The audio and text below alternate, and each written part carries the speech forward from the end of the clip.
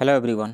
इस वीडियो में मैं पटना के इम्तिहान इंस्टीट्यूट के टेस्ट 5 के इंग्लिश मीडियम के क्वेश्चंस को डिस्कस करने जा रहा हूं। ये सारे क्वेश्चंस आने वाले बीपीएससी 68th प्रिलिमिनरी एग्जाम में आप सबको सफल बनाने में बहुत ही ज़्यादा मदद करेंगे।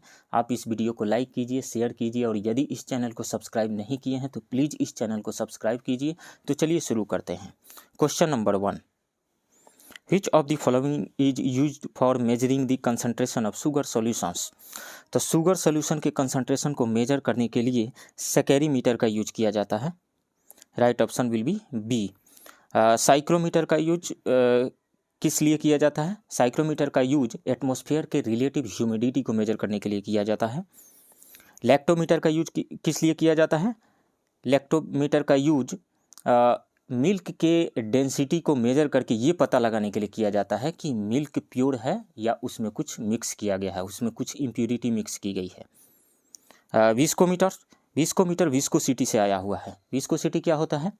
लिक्विड्स के दो लेयर्स के बीच में या कंटेनर और लिक्विड के लेयर के बीच में या यूँ कहें कि फ्लूइड के लेयर्स के बीच में जो फ्रिक्शन लगता है, अपोजिंग फोर्स लगता है, उसी को कहा जाता है विस्कोसिटी। और विस्कोसिटी को मेजर करने के लिए विस्कोमीटर का यूज किया जाता है।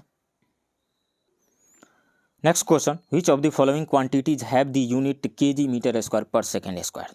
तो KG metre square per second square में से मैं क्या करता हूँ, KG metre per second square को अलग रखता हूँ एंड देन मीटर को अलग रखता हूँ। तो KG metre per second square force का यूनिट होता है एंड मीटर डिस्प्लेसमेंट डिस्टेंस का यूनिट होता है। तो फोर्स इंटू डिस्प्लेसमेंट क्या हो गया? Work done. तो जो यूनिट वर्क का होता है वही यूनिट एनर्जी का होता है, वो काइनेटिक एनर्जी हो, पोटेंशियल एनर्जी हो, थर्मल एनर्जी हो या किसी और एनर्जी का फॉर्म हो। एनर्जी का यूनिट और वर्क का यूनिट सेम होता है। तो एनर्जी का यूनिट है ये और अमाउंट ऑफ हीट का ये यूनिट है। So right option will be E, A and C, more than one. Power क्या होता है? रेट ऑफ डूइंग वर्क जो है वो पावर होता है। Rate of doing work that means P is equal to work by time. Work by time, work का भी हमने यूनिट निकाला है।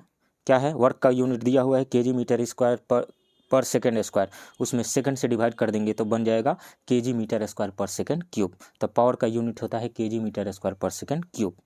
प्रेशर क्या होता है? Pressure is equal to force by area, force per unit area.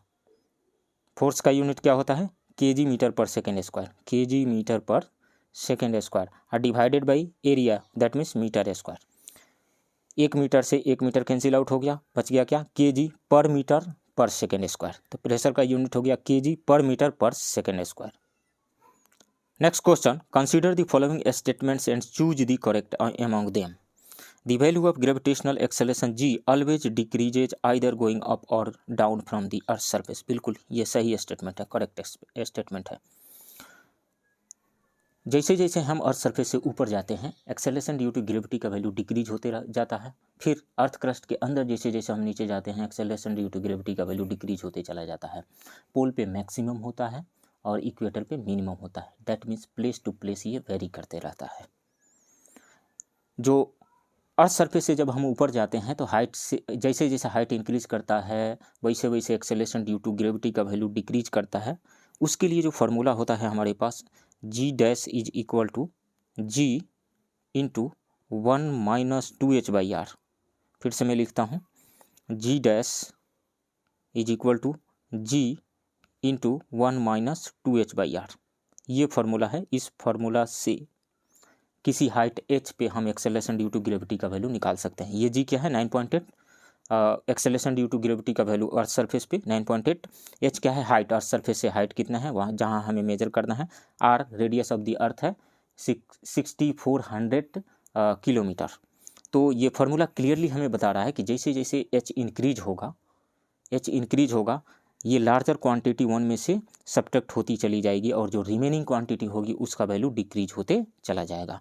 तो जैसे जैसे हम ऊपर जाते हैं हाइट के according acceleration due to gravity का वैल्यू डिक्रीज होते चला जाता है। ठीक वैसे ही अर्थ क्रस्ट के अंदर डी डेप्थ पे जी का जो वैल्यू होगा g dash is equal to g into 1 minus d by R, 1 minus d by R.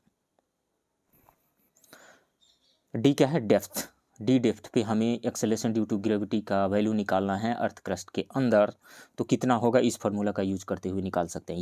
ये फार्मूला क्लियरली हमें बता रहा है कि जैसे जैसे अर्थ क्रस्ट के अंदर नीचे जाते हैं वैसे वैसे एक्सेलरेशन ड्यू टू ग्रेविटी का वैल्यू डिक्रीज होते चला जाता है। तो ये दो चीज़ें हुई। अब इसमें कंपेयर करके आप देखिए तो ऊपर जाने पे एक्सेलरेशन ड्यू टू ग्रेविटी के डिक्रीज होने का रेट ज़्यादा है। दोनों को कंपेयर करते हैं, यहाँ 2h आया हुआ है, यहाँ h आया हुआ है, तो फास्ट रेट से डिक्रीज करता है ऊपर जाने पे। ठीक है, तो फर्स्ट स्टेटमेंट सही है। सेकंड स्टेटमेंट कह रहा है कि a second pendulum has a precise time period of 1 second. बिल्कुल नहीं, सेकंड पेंडुलम का जो टाइम पीरियड होता है वो 2 सेकंड होता है, 1 सेकंड नहीं होता है। तो ये स्टेटमेंट गलत है, फर्स्ट स्टेटमेंट सही है। Next, escape velocity increases with altitude. Escape velocity increases with altitude, बिल्कुल नहीं। एस्केप वेलोसिटी का वैल्यू अल्टीट्यूड के अकॉर्डिंग जैसे जैसे ज़्यादा हाइट से हम थ्रो करते हैं किसी ऑब्जेक्ट को तो इंक्रीज नहीं करता है, डिक्रीज करता है। फार्मूला देखिए इसके लिए, v escape v e is equal to होता है √2gm/r, 2gm/r। इस फार्मूला में ये है एस्केप वेलोसिटी का value from earth surface. Escape velocity क्या होता है, वह मिनिमम वेलोसिटी जिससे किसी ऑब्जेक्ट को ऊपर की ओर थ्रो कर दिया जाए कि वो फिर अर्थ के ग्रेविटेशनल पुल, अर्थ के ग्रेविटेशनल फील्ड के अंदर वापस लौट करके नहीं आए। मतलब अर्थ के ग्रेविटेशनल पुल को, अर्थ के ग्रेविटेशनल फील्ड को पार करके वो ऊपर चला जाए, बाहर चला जाए, उसको हम एस्केप वेलोसिटी कहते हैं। तो एस्केप वेलोसिटी का के लिए निकालने के लिए फार्मूला होता है √2gm/r। तो इसमें जो ही हम 2 × 6.67 × 10⁻11 मास of the earth 6 × 10⁻24 divided by 6400 kilometre है, तो मीटर में बदल करके 6400 × 10⁻³ करके स्क्वायर रूट निकालते हैं, तो वो आता है इसका वैल्यू 11.2 किलोमीटर पर सेकेंड। मतलब ये रहा कि अर्थ सरफेस से एस्केप वेलोसिटी का वैल्यू 11.2 किलोमीटर पर सेकेंड होता है, पहली बात। दूसरी बात ये है, किसी हाइट h पे हमें एस्केप वेलोसिटी का वैल्यू निकालना है। मतलब किसी हाइट h से किसी ऑब्जेक्ट को थ्रो करना है ऊपर की ओर, तो कितना वेलोसिटी से उसको थ्रो किया जाए ताकि अर्थ के ग्रेविटेशनल फील्ड को पार कर जाए। तो उसके लिए फार्मूला होगा v e is equal to 2gm, h height पे था r+h कर दीजिए, r+h। तो ये फार्मूला क्लियरली हमें बता रहा है कि जैसे जैसे h इंक्रीज होगा वैसे वैसे वी का वैल्यू डिक्रीज होगा, डिक्रीज होते चला जाएगा। मतलब अर्थ सरफेस पर से हम किसी ऑब्जेक्ट को एस्केप वेलोसिटी से फेंकें और ऊपर किसी हाइट पर जा करके एस्केप वेलोसिटी से किसी ऑब्जेक्ट को फेंकें तो कम ही वेलोसिटी से फेंकना पड़ेगा ऊपर। अर्थ के ग्रेविटेशनल फील्ड को पार कराने के लिए ऊपर से ऑब्जेक्ट को कम ही वेलोसिटी दे करके फेंकना पड़ेगा, ये मतलब हुआ है इसका। तो एस्केप वेलोसिटी डिक्रीज होते जाता है विथ अल्टीट्यूड, इंक्रीज नहीं होता है। सी स्टेटमेंट गलत है। डी स्टेटमेंट कह रहा है कि time period of a pendulum depends upon the mass of the sphere. तो पेंडुलम के टाइम पीरियड का फॉर्मूला होता है T is equal to 2π √L/g, √L/g। L क्या है, लेंथ ऑफ द पेंडुलम है। सपोज कीजिए कि ये एक पेंडुलम है, ये बॉब है, इसको बॉब कहा जाता है, और ये स्ट्रिंग है। तो L क्या है, लेंथ ऑफ द स्ट्रिंग है। तो इस फॉर्मूला में T is equal to 2π √L/g, ये टाइम पीरियड किन किन चीज़ों पे डिपेंड कर रहा है, एक तो लेंथ पे डिपेंड कर रहा है, टेम्परेचर पर भी डिपेंड करता है, क्योंकि टेम्परेचर इंक्रीज करने से थर्मल एक्सपेंशन होता है, लेंथ इंक्रीज हो जाता है, तो टाइम पीरियड चेंज हो जाएगा। टेम्परेचर पे डिपेंड करता है, लेंथ पे डिपेंड करता है, एक्सेलरेशन ड्यू टू ग्रेविटी पे डिपेंड करता है, लेकिन मास इस फॉर्मूला में नहीं आया हुआ है, तो मास पे डिपेंड नहीं करता है। तो time period of a pendulum depends upon the mass of the sphere, ये गलत है। डी स्टेटमेंट गलत है, सी स्टेटमेंट गलत है, बी स्टेटमेंट गलत है, ए स्टेटमेंट सही है। तो consider the following statement and choose the correct among them. तो right option will be A. Next question, which force tries to resume a normal state of matter when an external force is applied. तो वो stress होगा, तनाव, tension. Suppose कीजिए कि एक object है, ये एक रड है, इसके अपोजिट डायरेक्शन में फोर्स एग्जर्ट कीजिए आप, अपोजिट डायरेक्शन में फोर्स। तो अपोजिट डायरेक्शन में फोर्स हम एग्जर्ट करेंगे तो ये एटम्स के मिलने से बना हुआ है, मॉलिक्यूल्स के मिलने से बना हुआ है, तो इन एटम्स के बीच का डिस्टेंस स्लाइटली इंक्रीज कर जाएगा, तो ये डिस्प्लेस्ड पोजीशन पे चले जाएंगे। तो फिर क्या करेंगे, फिर अपने ओरिजिनल पोजीशन पे आएंगे। ओरिजिनल पोजीशन पे लाने वाला फोर्स कौन सा होगा, वो कौन सा होगा, रीस्टोरिंग फोर्स होगा। रीस्टोरिंग फोर्स कौन सा का रोल कौन सा प्ले करेगा, जो इसमें टेंशन डेवलप होगा। टेंशन जो डेवलप होगा इस स्ट्रिंग में, इस वायर में, वहीं फिर से इन मॉलिक्यूल्स को अपने ओरिजिनल पोजीशन में लाने में हेल्प करेगा। तो स्ट्रेस इसका हो सकता है तनाव, टेंशन हो सकता है। स्ट्रेस क्या होता है, फोर्स पर यूनिट एरिया को स्ट्रेस कहा जाता है, फोर्स पर यूनिट एरिया को स्ट्रेस कहा जाता है। तो right option will be C. Strain क्या होता है, फ्रैक्शनल चेंज इन लेंथ को लॉन्गिट्यूडनल स्ट्रेन कहा जाता है। फ्रैक्शनल चेंज इन एरिया तो एरिया स्ट्रेन हो जाएगा या सुपरफिशियल स्ट्रेन हो जाएगा, और fractional change in volume volumetric strain हो जाएगा। तो स्ट्रेन का मतलब होता है change in dimension by original dimension. तो change in dimension by original dimension करेंगे तो इसका कोई यूनिट नहीं होगा। जैसे change in length by original length, change in length भी मीटर में, ओरिजिनल लेंथ भी मीटर में, चेंज इन लेंथ भी मीटर में, ओरिजिनल लेंथ भी मीटर में, मीटर मीटर कट करके क्या हो जाएगा, कुछ नहीं बचेगा। तो ये यूनिट लेस क्वांटिटी है। स्ट्रेन क्या है, यूनिट लेस क्वांटिटी है, और ये बीपीएससी में पूछा गया है। कोहेसिव, एडहेसिव फोर्स पहले समझिए। एडहेसिव क्या होता है, जैसे गोंद वगैरह होता है, फेविकॉल वगैरह होता है, इस तरह के जो चीज़ें होती है उसके डब्बा पर लिखा रहता है एडहेसिव। एडहेसिव क्या करता है, दो अलग अलग सरफेसेस को आपस में चिपका देता है। तो दो मटेरियल के बीच में लगने वाला फोर्स ऑफ अट्रैक्शन क्या हो गया, ये हो गया एडहेसिव फोर्स। एक ही तरह के मटेरियल में जो फोर्स ऑफ अट्रैक्शन लगता है वो हो गया cohesive force. Next question, which of the following statement is are not true. Violet ray has the lowest wavelength. ये बिल्कुल सही बात है। वायलेट रे का जो वेवलेंथ होता है वो लोवेस्ट होता है। जैसे विजुअल कलर्स में यदि मैं बात करूँ, विवजियोर लिखूँ, विवजियोर मैं लिखूँ, तो वायलेट कलर का वेवलेंथ सबसे कम होता है और रेड कलर का सबसे ज़्यादा होता है। मतलब लेफ्ट टू राइट जब जाएंगे तो वेवलेंथ क्या होगा, इंक्रीज होगा, और फ्रीक्वेंसी का क्या होगा, राइट से लेफ्ट की ओर आएंगे तो फ्रीक्वेंसी इंक्रीज होगा। फ्रीक्वेंसी को न्यू से दिखाते हैं, मतलब ये रहा कि वायलेट कलर का वेवलेंथ कम है तो इसकी फ्रीक्वेंसी सबसे ज़्यादा होगी, रेड कलर का वेवलेंथ सबसे ज़्यादा है तो उसकी फ्रीक्वेंसी सबसे कम होगी। ऐसा क्यों होता है, हम जानते हैं C इज इक्वल टू होता है न्यू लेमडा। तो यहाँ देखिए न्यू और लेमडा में जो है इन्वर्स रिलेशन है, यहाँ से न्यू का वैल्यू निकालें तो C बाई लेमडा हो जाएगा। तो मतलब न्यू और लेमडा इन्वर्सली प्रोपोर्शनल है एक दूसरे के। तो जिसका वेवलेंथ ज़्यादा होगा उसकी फ्रीक्वेंसी कम होगी, और जिसका वेवलेंथ कम होगा उसकी फ्रीक्वेंसी ज़्यादा होगी। तो violet ray has the lowest wavelength, ये स्टेटमेंट सही है। Speed of violet light is minimum, speed of violet light is minimum देख लेते हैं। तो स्पीड और रिफ्रैक्टिव इंडेक्स को रिलेट करने वाला जो फार्मूला होता है, refractive index mu is equal to होता है C बाई वी। C क्या है, speed of light in vacuum, और V क्या है, speed of light in a medium. तो यहाँ से हम निकालें V इज इक्वल टू मतलब speed of light in a medium, तो वो आ जाएगा C बाई म्यू। तो जिस कलर के लिए म्यू का वैल्यू कम होगा उसमें स्पीड, लाइट का स्पीड सबसे मैक्सिमम होगा, और जिस कलर के लिए रिफ्रैक्टिव इंडेक्स का वैल्यू ज़्यादा होगा उसमें स्पीड ऑफ लाइट मिनिमम होगा। तो एक और फार्मूला होता है, कॉची का रिलेशन होता है। कॉची का रिलेशन कहता है कि रिफ्रैक्टिव इंडेक्स जो है वो इन्वर्सली प्रोपोर्शनल होता है वेवलेंथ के। मतलब ये रहा कि जिसका वेवलेंथ कम रहेगा उसका रिफ्रैक्टिव इंडेक्स, फ्रीक्वेंसी नहीं, रिफ्रैक्टिव इंडेक्स म्यू का वैल्यू ज़्यादा होगा। तो वायलेट कलर का वेवलेंथ कम होता है तो उसके लिए रिफ्रैक्टिव इंडेक्स का वैल्यू क्या होगा, ज़्यादा होगा। रिफ्रैक्टिव इंडेक्स का वैल्यू जो ही ज़्यादा हो जाएगा उस कलर में लाइट का स्पीड कितना हो जाएगा, मिनिमम हो जाएगा। तो speed of violet light is minimum, और रेड का क्या होगा, मैक्सिमम होगा। एक बात और कह रहा है, violet ray has the highest frequency. बिल्कुल, वायलेट कलर का वेवलेंथ सबसे लोवेस्ट होता है तो फ्रीक्वेंसी सबसे हाईएस्ट होगी। तो ये स्टेटमेंट सही है।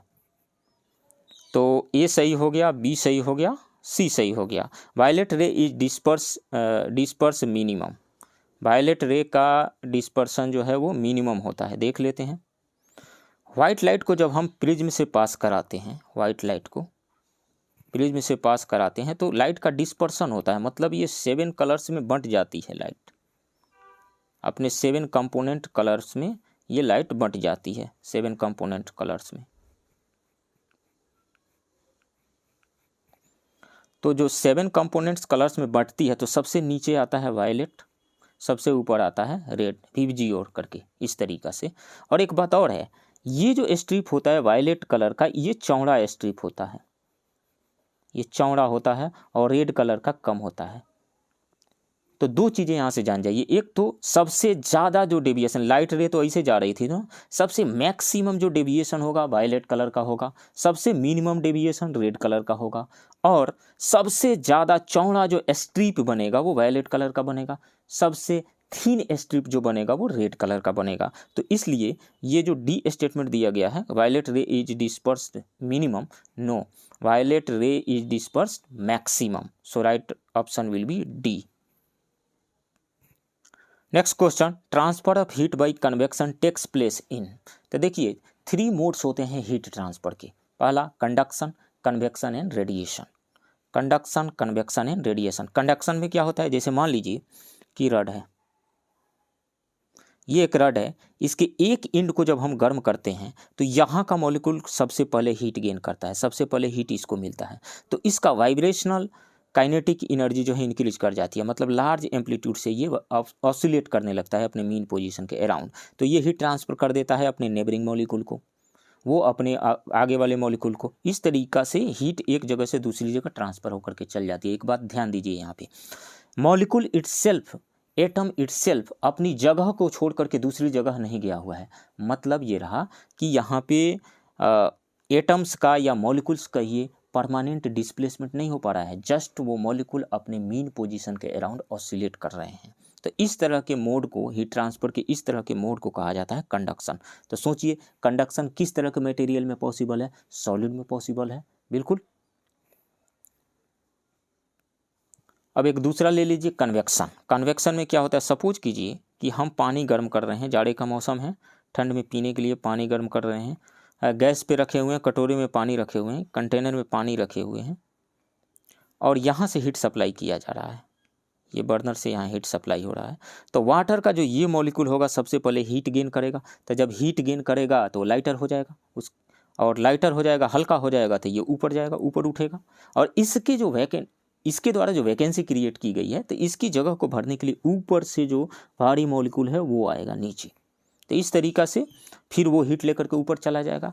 तो मतलब ये रहा कि इस केस में मॉलिक्यूल अपने जगह को छोड़ करके दूसरी जगह पे जा रहे हैं, मतलब इनका डिस्प्लेसमेंट हो रहा है, मॉलिक्यूल का परमानेंट डिस्प्लेसमेंट हो रहा है। तो इस तरह के हीट ट्रांसफ़र के मोड को कन्वेक्शन कहा जाता है। कन्वेक्शन के केस में मॉलिक्यूल एक जगह से दूसरी जगह जाते हैं। कन्वेक्शन किस में पॉसिबल है, कन्वेक्शन पॉसिबल है किस में, लिक्विड एंड गैसेस में पॉसिबल है। इनफैक्ट फ्लूइड का मतलब ये होता है फ्लो करने वाला, फ्लूइड में दोनों ही आ जाती हैं, गैसेस भी आ जाती है और लिक्विड्स भी आ जाते हैं। तो फ्लूइड में ये पॉसिबल है, सॉलिड में ये पॉसिबल नहीं है। सॉलिड के मॉलिक्यूल एक जगह से दूसरी जगह नहीं जा सकते हैं, इसलिए कन्वेक्शन जो है सॉलिड में पॉसिबल नहीं है। और तीसरा है रेडिएशन। रेडिएशन तो आप लोग जानते ही हैं, सन से जो रेडिएशन आ रहा है वो वैक्यूम है या कोई मीडियम है, वहाँ से भी ट्रेवल करते हुए चला जा रहा है, या कहीं पे आग जलाया जा रहा है तो हीट जो है दूसरी जगह भी पहुँच जाता है, रेडिएशन के थ्रू भी पहुँचता है,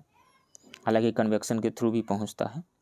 तो इसमें से कौन सा ऑप्शन सही हो जाएगा, transfer of heat by convection takes place in gases and liquids, right option will be C. Next question, speed of sound depends upon. तो स्पीड ऑफ साउंड मीडियम पे डिपेंड करता है। सिंपल सी बात है, जैसे सॉलिड है, सॉलिड में sound का स्पीड सबसे मैक्सिमम होता है, लिक्विड में कम होता है, गैस में कम होता है, सॉलिड में सबसे ज़्यादा होता है। तो मीडियम पे तो डिपेंड करता ही है। इसके अलावा टेम्परेचर पे भी डिपेंड करता है, ह्यूमिडिटी पे भी डिपेंड करता है, प्रेशर पे नहीं डिपेंड करता है। देखते हैं एक एक ऑप्शन को। जो लाइट के स्पीड का फार्मूला होता है, लाइट नहीं साउंड के स्पीड का जो फार्मूला होता है, v इज इक्वल टू होता है √γ p/ρ, गामा क्या है यहाँ पे, गैस का गामा इज इक्वल टू होता है CP/CV होता है, CP/CV। ये कांस्टेंट होता है, उतना डिटेल में नहीं जाना है, ये कांस्टेंट होता है, गामा कांस्टेंट हो गया। P/ρ तो डेंसिटी पे डिपेंड करता है, P/ρ डेंसिटी पे तो डिपेंड करता ही है। तो ये स्पीड ऑफ साउंड का ये फॉर्मूला होता है। अब इसी को जब हम आगे लेकर के बढ़ते हैं, PV is equal to nRT formula में फेर बदल करके रखते हैं इसको, तो टेम्परेचर के टर्म में V इज इक्वल टू आता है V0 इंटू 1 + T/546 और इसको और आगे, एक तो दूसरा ये फार्मूला हो गया, इसको और आप आगे बढ़ाते हैं तो एक और फार्मूला आ जाता है V is equal to 331 + 0.6 T।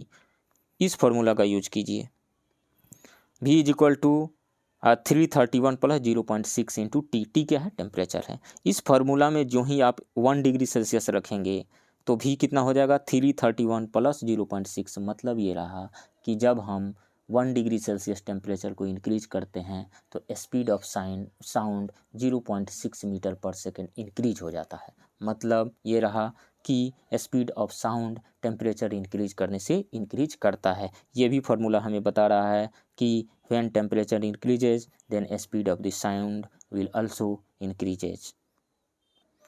तो अभी तक हमने क्या देखा, मीडियम पे डिपेंड करता है, टेम्परेचर पे डिपेंड करता है। ह्यूमिडिटी, एक एग्जांपल मैं देता हूँ। बरसात हुई है, बरसात होने के बाद में मौसम बिल्कुल वातावरण शांत हो जाता है और उस टाइम में आप बोलते हैं, चिल्लाते हैं तो आपकी आवाज़ ज़्यादा दूर तक चली जाती है। ज़्यादा दूर तक जाने का क्या मतलब है कि स्पीड ऑफ साउंड इंक्रीज कर जाता है यहाँ पे। तो बरसात हुई है मतलब ह्यूमिडिटी है, वातावरण में ह्यूमिडिटी मौजूद है, ह्यूमिडिटी इंक्रीज कर चुकी है। तो जब ह्यूमिडिटी इंक्रीज कर जाती है तो एक बात जान जाइए, आपको थोड़ा सा अचंभा लगेगा ये कि जैसे फार्मूला होता है गामा P/ρ का फार्मूला होता है, गामा P/ρ √ गामा P/ρ। तो एक बात जान जाइए, आपको लगेगा कि ये सरासर गलत बात है। जो ह्यूमिड एयर है उसकी डेंसिटी कम होती है ड्राई एयर के कंपैरिजन में। ह्यूमिड एयर की डेंसिटी कम होती है ड्राई एयर के कंपैरिजन में। तो जब डेंसिटी कम हो गई तो स्पीड ऑफ साउंड इंक्रीज कर गया। मतलब ये रहा कि ह्यूमिडिटी बढ़ने से स्पीड ऑफ साउंड इंक्रीज करता है। तो ह्यूमिडिटी पे डिपेंड करता है। प्रेशर के बारे में आ जाइए आप, प्रेशर। तो अभी ये फार्मूला है, जो ही हम प्रेशर को इंक्रीज करते हैं, जैसे गैस है, गैस के प्रेशर को इंक्रीज कीजिएगा तो उसके मॉलिक्यूल्स और क्लोज आते चले जाएंगे ना, तो डेंसिटी भी इंक्रीज हो जाएगा। प्रेशर यदि 2 गुना इंक्रीज कर देते हैं तो डेंसिटी भी 2 टाइम्स इंक्रीज कर जाएगा। तो प्रेशर 2 टाइम्स इंक्रीज हो गया, डेंसिटी भी 2 टाइम्स इंक्रीज हो गया। मतलब कट करके रेशियो है, तो P/ρ का वैल्यू रिमेन कांस्टेंट रहता है। इसका मतलब ये रहा कि प्रेशर का कोई इफेक्ट नहीं पड़ता है स्पीड ऑफ साउंड पे। प्रेशर इंक्रीज हो डिक्रीज हो, स्पीड ऑफ साउंड पे कोई फर्क नहीं पड़ेगा। तो स्पीड ऑफ साउंड से depends upon medium, temperature and humidity. Right option will B 1, 2, 3 D। Right option will B D। Next question, fuse wire used for safety of house hold have.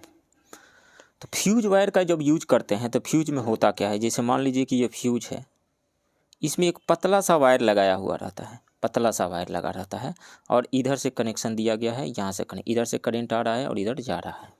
अब देखिए, यदि मान लीजिए इस सर्किट में sudden current increase हो जाता है, तो सडन करंट इंक्रीज हो जाता है तो आगे करंट नहीं जाए और इधर जो डिवाइसेस कनेक्टेड हैं, जैसे टीवी है, रेफ्रिजरेटर है वगैरह वगैरह, इधर कनेक्टेड हैं, तो या इधर आगे की तरफ करंट नहीं जाए, इसके लिए यहाँ से कनेक्शन ब्रेक होना पड़ेगा। कनेक्शन ब्रेक होने के लिए इसको मेल्ट करना पड़ेगा। तो मेल्ट करने के लिए पहली बात यह है कि इसका मेल्टिंग पॉइंट लो होना चाहिए, और दूसरी बात यह है कि उतना सफिशियंट हीट प्रोड्यूस हो जाए यहाँ पे जिससे कि ये मेल्ट कर जाए। तो सफिशियंट हीट प्रोड्यूस करने के लिए क्या चाहिए, इसका रेसिस्टेंस हाई होना चाहिए। तो लो मेल्टिंग पॉइंट होना चाहिए एंड हाई रेसिस्टेंस होना चाहिए। तो right option will B E >1। Next question, which of the following is not a vector quantity. Electric field एक वेक्टर क्वांटिटी होता है। Electric field and electric field intensity अधिकांश जगहों पे इंटरचेंजेबली यूज होता है, electric field and electric field intensity. In fact हम electric field intensity किसी पॉइंट पे निकालते हैं तो उसको इलेक्ट्रिक फील्ड कह देते हैं। ये दोनों ही वेक्टर क्वांटिटी होती है। इलेक्ट्रिक फील्ड का फॉर्मूला होता है force per unit charge F/Q, ठीक है। मैग्नेटिक फील्ड B जिसका यूनिट टेस्ला होता है, ये भी वेक्टर क्वांटिटी ही है। इलेक्ट्रिक करंट क्या है? इलेक्ट्रिक करंट वेक्टर क्वांटिटी नहीं है, ये स्केलर क्वांटिटी है। किसी भी फिजिकल क्वांटिटी को हम वेक्टर कब कहेंगे, स्केलर कब कहेंगे? कौन सी क्वांटिटीज होती है जो वेक्टर होती है, कौन सी क्वांटिटी स्केलर होती है? तो वैसी फिजिकल क्वांटिटी जो 3 क्राइटेरियाज को फुलफिल करती हैं उनको हम वेक्टर क्वांटिटी कहते हैं। वो 3 क्राइटेरियाज क्या क्या हैं? फर्स्ट, उनके पास मैग्नीट्यूड हो, सेकंड डायरेक्शन हो, third triangle law of vector addition कहिए या parallelogram law of vector addition को फॉलो करती हों वो, तब हम कहेंगे कि वो वेक्टर क्वांटिटी है। जैसे देखते हैं ना, सिंपल अलजेब्रा में क्या होगा, सिंपल अलजेब्रा में 3 + 4 को आप ऐड करेंगे तो हमेशा 7 आएगा। ज़रा वेक्टर अलजेब्रा में देख लीजिए, वेक्टर अलजेब्रा में एक फोर्स इधर 4 न्यूटन का एक्ट कर रहा है और दूसरा फोर्स इधर 3 न्यूटन का एक्ट कर रहा है किसी बॉडी पे, तो नेट फोर्स कितना एक्ट कर रहा है? क्या 7 न्यूटन एक्ट कर रहा है? बिल्कुल नहीं। कितना न्यूटन एक्ट कर रहा है? 3² + 4² का स्क्वायर रूट यानी 5 न्यूटन का फोर्स यहाँ पे नेट फोर्स एक्ट कर रहा है इस पे। इसका मतलब ये रहा कि सिंपल अलजेब्रा अलग बात है और वेक्टर अलजेब्रा अलग बात है। सिंपल अलजेब्रा में हमेशा 3 + 4 7 ही होगा, लेकिन वेक्टर अलजेब्रा में 3 + 4 7 नहीं होगा, 5 होगा यहाँ पे यदि 90 डिग्री पे है। तो वेक्टर क्वांटिटी जो है वेक्टर अलजेब्रा के लॉ को फॉलो करती है।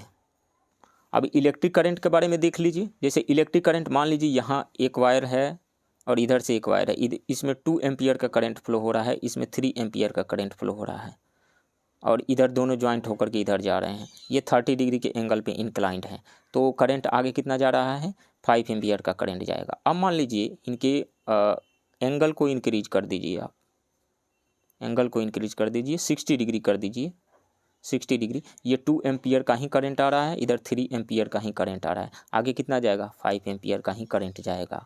ये इंक्लिनेशन पे, एंगल पे डिपेंड नहीं कर रहा है। तो इलेक्ट्रिक करंट के पास मैग्नीट्यूड तो है ही, मान लीजिए लेफ़्ट टू राइट जा रही है, इलेक्ट्रिक करंट का फ्लो हो रहा है लेफ़्ट टू राइट, तो इसके पास 5 एम्पियर का करंट मान लीजिए फ्लो हो रहा है, तो इसके पास मैग्नीट्यूड तो है ही, डायरेक्शन भी है। तो क्या इसको हम वेक्टर क्वांटिटी कह दें? बिल्कुल नहीं। ये तीसरी जो क्राइटेरिया है, third criteria, triangle law of vector addition कहिए या parallelogram law of vector addition कहिए, उसको ये फॉलो नहीं कर रहा है electric current. That's why electric current एक स्केलर क्वांटिटी है, वेक्टर क्वांटिटी नहीं है। So right option will be सी।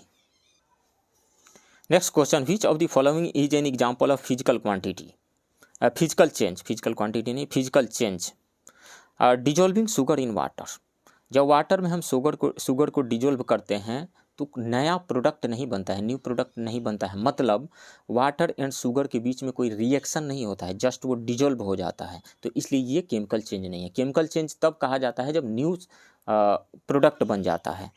तो जो ही शुगर को हम वाटर में डिजोल्व करते हैं तो जो सॉल्यूशन बनता है यानी जो शरबत बनता है उसमें वाटर की भी प्रॉपर्टी मौजूद है और उसमें शुगर की भी प्रॉपर्टी है मौजूद है, इसलिए ये एक फिजिकल चेंज है। केमिकल चेंज यदि होता तो उसमें वाटर की भी प्रॉपर्टी सीज हो जाती और शुगर की भी प्रॉपर्टी ख़त्म हो जाती। केमिकल चेंज में ऐसा होता, तो ये फिजिकल चेंज है।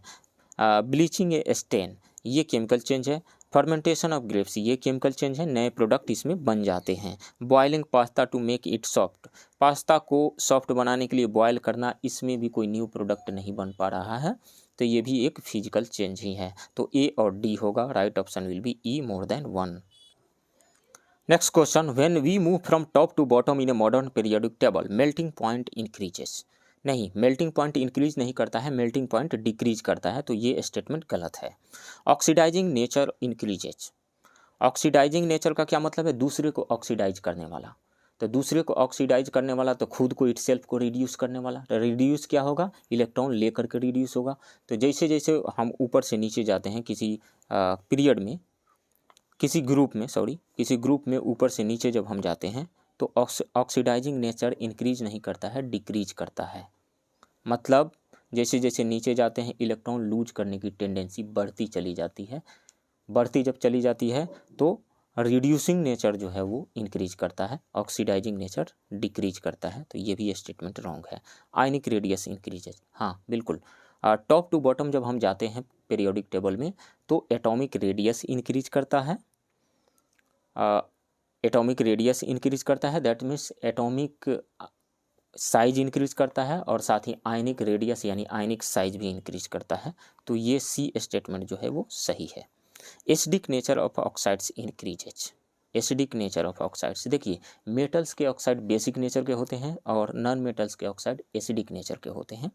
तो जैसे जैसे टॉप टू बॉटम हम जाते हैं तो ऑक्साइड्स के जो नेचर हैं वो एसिडिक नहीं होते चले जाते हैं, मतलब एसिडिक नेचर ऑफ ऑक्साइड जो है वो इंक्रीज नहीं होता है, डिक्रीज होते चला जाता है। तो ये स्टेटमेंट रॉन्ग है। सही कौन सा है? C, right option will be C. Next question, which of the following is are not correctly matched. Steel में क्या होता है? Iron and carbon, iron and carbon का एलॉय है स्टील, ये करेक्टली मैच्ड है। जर्मन सिल्वर में क्या होता है? कॉपर, निकेल एंड जिंक होता है, ये करेक्टली मैच्ड है। ब्रॉन्ज, ब्रॉन्ज में कॉपर एंड जिंक नहीं होता है, ब्रॉन्ज में कॉपर एंड टीन होता है, Cu एंड Sn, टीन होता है, तो ये रॉन्ग है। कॉपर एंड जिंक किस में होता है? कॉपर एंड जिंक ब्रास में होता है। सोल्डर में लेड और टीन होता है, ये सही है, right option will be C, यही रॉन्ग स्टेटमेंट, रॉन्गली मैच्ड है। Next question, which element is also known as brimstone, burning stone. तो सल्फर का जो पुराना नाम है, ओल्डर नेम है ब्रिमस्टोन है। ब्रिमस्टोन का मतलब होता है बर्निंग स्टोन, मतलब ऐसा स्टोन जो जल उठे। So right option will be A. Next question, which acid can be use for removing the rust on clothes. Tartaric acid का नहीं होता है, फॉर्मिक एसिड का भी नहीं होता है, मैलिक एसिड का भी नहीं होता, ऑक्जेलिक एसिड का होता है, right option will be B. Oxalic acid का फॉर्मूला क्या होता है? COOH इधर जोड़ दीजिए और COOH इधर जोड़ दीजिए, तो ये हो गया ऑक्जेलिक एसिड का formula. Next question, antifreeze used in radiators of automobiles contains mixture of what and water. Mixture of methanol, methanol means CH3OH, CH3OH plus H2O का मिक्सचर होता है। रेडिएटर में जो यूज किया जाता है एंटीफ्रीज के रूप में, रेडिएटर में जो यूज किया जाता है उसमें मिथाइल अल्कोहल होता है एंड वाटर होता है। मिथाइल अल्कोहल कितना होता है? 40% होता है, एंड वाटर कितना होता है? 60% होता है। तो मतलब मिथाइल अल्कोहल एंड वाटर के मिक्सचर का यूज किया जाता है एंटीफ्रीज के रूप में रेडिएटर्स में, ऑटोमोबाइल्स के रेडिएटर्स में। So right option will be methyl alcohol A. Next question, match the following compounds and colour they produce in fireworks. तो रेड कलर यदि प्रोड्यूस करना है तो स्ट्रोंशियम कार्बोनेट का यूज किया जाता है, और कैल्शियम कार्बोनेट का, कैल्शियम क्लोराइड का यूज कब किया जाता है? कैल्शियम क्लोराइड का यूज यदि ऑरेंज कलर यदि हमें प्राप्त करना है, ऑरेंज कलर का फायरवर्क्स चाहिए, तो उसमें यूज किया जाता है किसका? कैल्शियम क्लोराइड का। तो कैल्शियम क्लोराइड हो गया ऑरेंज के लिए, तो ए होगा 4 हो गया। अब barium chloride, barium chloride green colour के लिए यूज किया जाता है, तो बी का हो जाएगा 1। कॉपर क्लोराइड, कॉपर क्लोराइड जो है ब्लू कलर के लिए यूज किया जाता है, तो हो जाएगा सी का 2। और सोडियम नाइट्रेट येलो कलर के लिए, तो डी का हो जाएगा 3। तो कौन सा ऑप्शन सही आ रहा है? 4 1 2 3, 4 1 2 3, right option will be D. Next question, which of the following compound is are not used as preservatives. Sodium benzoate का यूज किया जाता है जैसे प्रोसेस्ड फूड है या फिर बेवरेजेज हैं उसको लंबे समय तक वो तरोताज़ा बना रहे, लंबे समय तक वो ख़राब नहीं हो, उसके लिए सोडियम बेंजोएट का यूज किया जाता है, तो ये तो यूज किया जाता है। सल्फर डाइऑक्साइड, सल्फर डाइऑक्साइड का यूज किया जाता है जैसे ड्राइड फ्रूट है, ड्राइड फ्रूट्स वगैरह है, वाइन मेकिंग में इसका यूज किया जाता है सल्फर डाइऑक्साइड का, तो ये फूड प्रिजर्वेटिव्स के रूप में इसका यूज किया जाता है। सोडियम नाइट्रेट, सोडियम नाइट्रेट का यूज किया जाता है जैसे मीट वगैरह है ये लंबे समय तक ख़राब नहीं हो, उसको सुरक्षित रखने के लिए सोडियम नाइट्रेट का यूज किया जाता है। तो ये भी फूड प्रिजर्वेटिव है एक। सल्फर हेक्साफ्लोराइड का यूज फूड प्रिजर्वेटिव के रूप में नहीं किया जाता है। इसका यूज किया जाता है इलेक्ट्रिक इंडस्ट्री में as gaseous dielectric medium.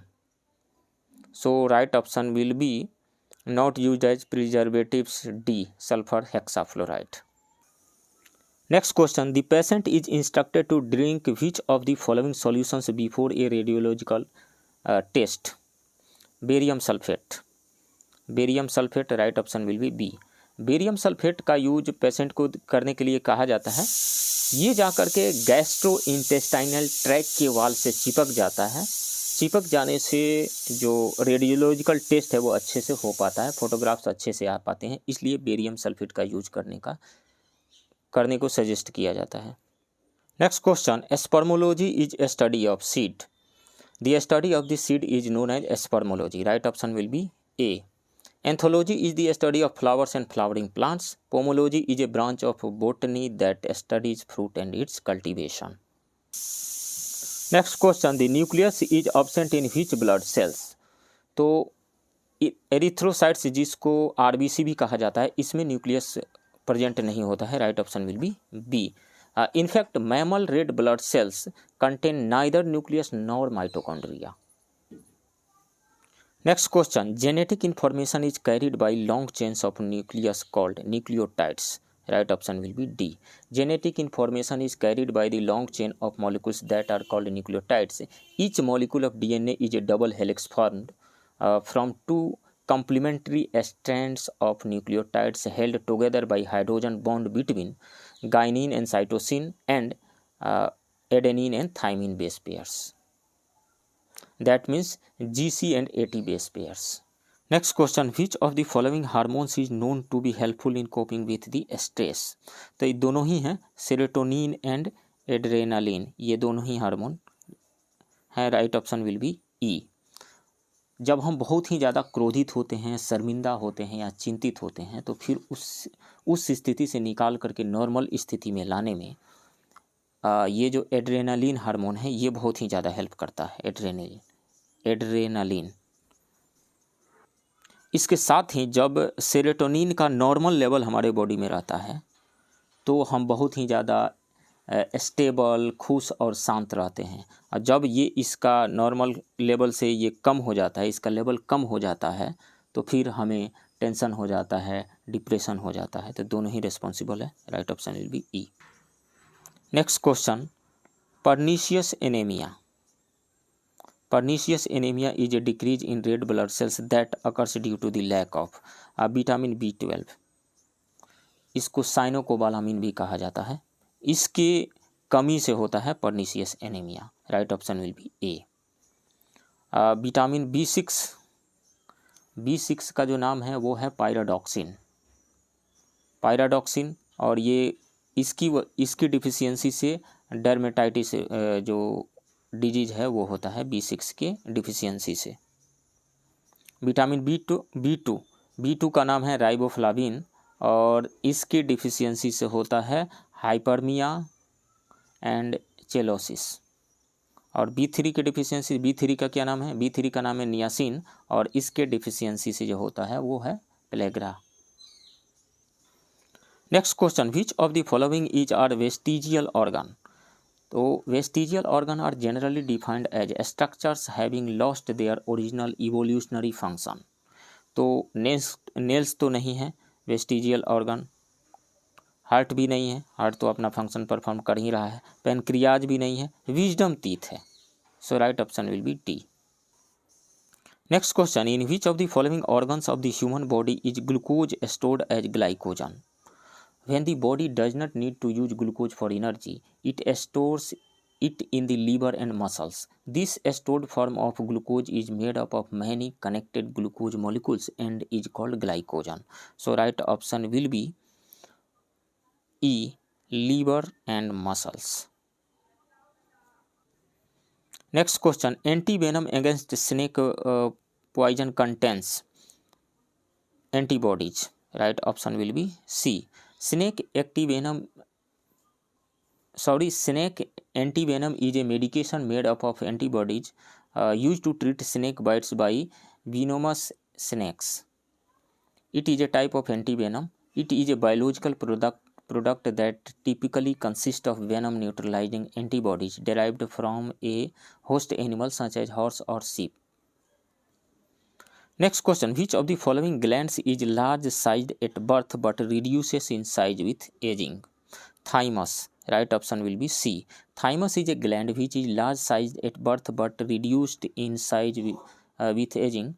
The thymus gland is in the chest, between the lungs and behind the breastbone. The thymus makes white blood cells called T lymphocytes or T cells. These are an important part of body's immune system which helps us to fight infection. Next question, in a pond ecosystem the food chains start with phytoplankton. Right option will be A. Next question, which one of the following sets includes bacterial diseases? तो bacterial diseases जो हैं वो हैं tuberculosis, anthrax, tetanus, pneumonia, cholera, meningitis, diphtheria, leprosy and plague, ये सारी चीज़ें। और viral diseases कौन कौन से हैं? Chicken pox, herpes, influenza, AIDS, measles, mumps, viral hepatitis. तो यदि ए ऑप्शन में हम देखें टेटनस, ट्यूबरकुलोसिस एंड मीजल्स, तो इसमें से टेटनस जो है ये बैक्टीरियल डिजीज़ है, ट्यूबरकुलोसिस भी बैक्टीरियल डिजीज़ है, लेकिन मीजल्स जो है एक वायरल डिजीज़ है, तो ये ऑप्शन तो सही नहीं होगा। सेकंड में है डिप्थेरिया, लेप्रोसी एंड प्लेग, ये तीनों जो है बैक्टीरियल डिजीजेज हैं, so right option will be B. Next question, which of the following is not an example of plant hormone? तो गिबरेलिन्स ये प्लांट हार्मोन है, फ्लोरिजेंस ये भी प्लांट हार्मोन है, साइटोकिनिन ये भी प्लांट हार्मोन है, लेकिन जेंथोमोनास सिट्री ये प्लांट हार्मोन नहीं है, यह एक बैक्टीरिया है। Xanthomonas citri is a bacteria, it originated in China. Due to this, a disease called citrus canker occurs in lemon plants and fruits. So right option will be C. Next question, according to the Central Economic Survey 2021-22, what is the rank of India among the countries with the largest forest area in the world? According to the Central Economic Survey 2021-22, India was ranked 10th among the countries with the largest area in the world. So right option will be B. Next question, which of the following is not one of the component promoting PM Gati Shakti? The 7 factors that components PM Gati Shakti are roads, rail routes, railways, airports, freight transport, waterways and logistic infrastructure. Road and rail, yes. Airport, air and airport, goods transport and waterways, but not education and health. So right option will be C. Next question, consider the countries that cooperated in the establishment of steel plants in the second 5-year plan. Durgapur steel plant, West Bengal का जो Durgapur steel plant है वो Britain के help से बना था, ये सही है। राउरकेला स्टील प्लांट, उड़ीसा का Rourkela steel plant build in the collaboration with France के कोलैबोरेशन से तो ये नहीं बना था, जर्मनी के कोलैबोरेशन से बना था, सो ये रॉन्ग है। भिलाई स्टील प्लांट, छत्तीसगढ़ का Bhilai steel plant built in collaboration with Russia, yes ये सही है। गलत कौन सा है? 2, तो 2 इसमें है, इसमें भी 2 है, इसमें भी 2 है, खत्म। 1 and 3, right option will be C. Next question, how many rupees note was issued for the first time in independent India? 1 rupees, right option will be A. The first note of independent India was of ₹1, which was issued in 1949. The Ashoka pillar of Sarnath was inscribed on this note. After this, there were many changes in the note and pictures of the gateway of India, Brihadeshwar temple were also printed on it. The note printed by the government of India in the year 1953 was also written in Hindi language. Decades after the release of these notes, Mahatma Gandhi's photo started printing on the notes issued in 1996 and 2005. After this, many security features were inserted in it to prevent the copying of the rupees. Next question, to whom is the scientific calculation of national income in India credited? Professor B.K. R.V. Rao. Right option will be B. The national income in the India was first estimated by Dadabhai Naoroji in 1868. He calculated the national income in his book Poverty and Un-British Rule in India. The scientific calculation of national income in India is credited to Professor B.K. R.V. Rao. He used a combination of production calculation system and income calculation system to estimate national income. His estimate is considered the most reliable. He presented the estimation of national income in his book National Income in British India. Next question, the Bihar government has allocated what percent of its total expenditure for education in 2021 to 22? 19%. Right option will be B. Next question, what percentage will be the share of Bihar in the divisible pool of central taxes for the period 2021 to 26 as per the recommendations of the Finance Commission? 4.12%. Right option will be C. The report of the 15th Finance Commission for the period 2021 to 26 was released on February 1st, 2021. For the period 2021 to 26, the Commission has recommended increasing the share of states in the divisible pool of central taxes to 41%. Bihar's share in the divisible pool of central taxes for the period 2021 to 26 will be 4.12% as per the recommendation of the Finance Commission. This implies that for every 100 rupees of revenue in the divisible pool during the period 2021 to 26, Bihar will receive rupees 4.12. Sorry, one thing, for the period 2021 to 26, the Commission has recommended decreasing the share of state in the divisible pool of central taxes to 41% from 42%. Next question, major schemes under Sat Nischay 2 includes creating centers of excellence in the polytechnics and industrial training institutes. ये सात निश्चय 2 का part है, सात निश्चय 2 का part है. Setting up mega skills development centres in each district and setting up tool rooms in each division. Yes, ये भी part है Saat Nishchay part 2 का. Loan up to 5 lakh rupees at concessional interest rate to youth and women for setting up new businesses. ये भी Saat Nishchay part 2 का part है. ये cash incentive of ₹25,000 for girl students completing intermediate and ₹50,000 for completing graduation. ये भी सात निश्चय 2 का part है.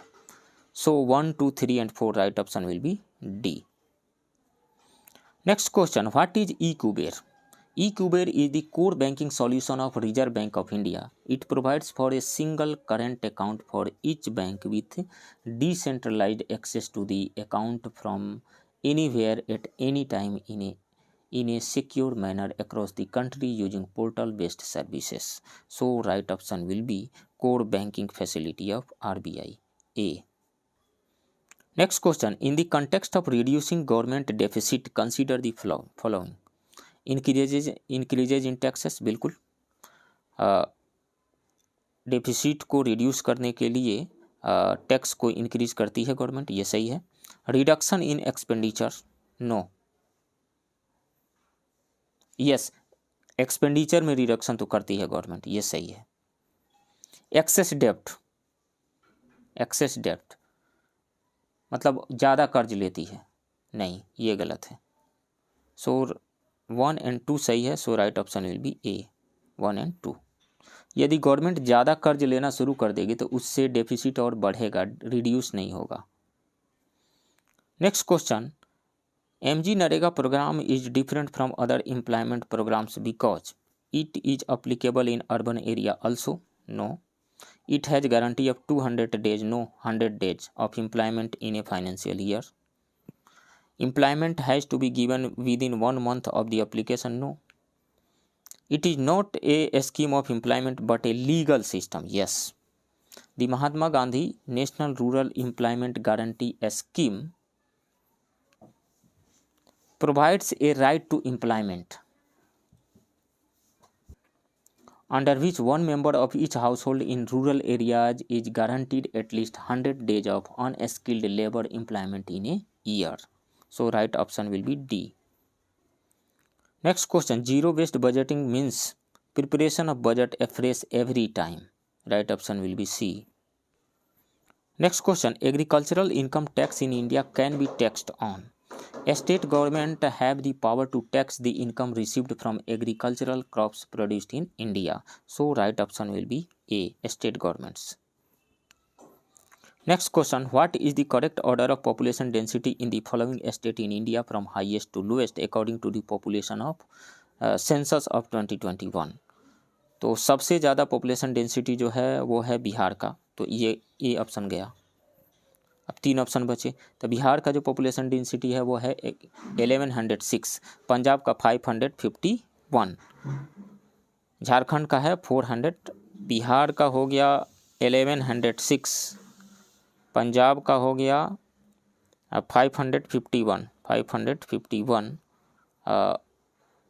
उत्तराखंड का हो गया 400, उत्तराखंड का झारखंड का हो गया आपको 414 एंड उत्तराखंड का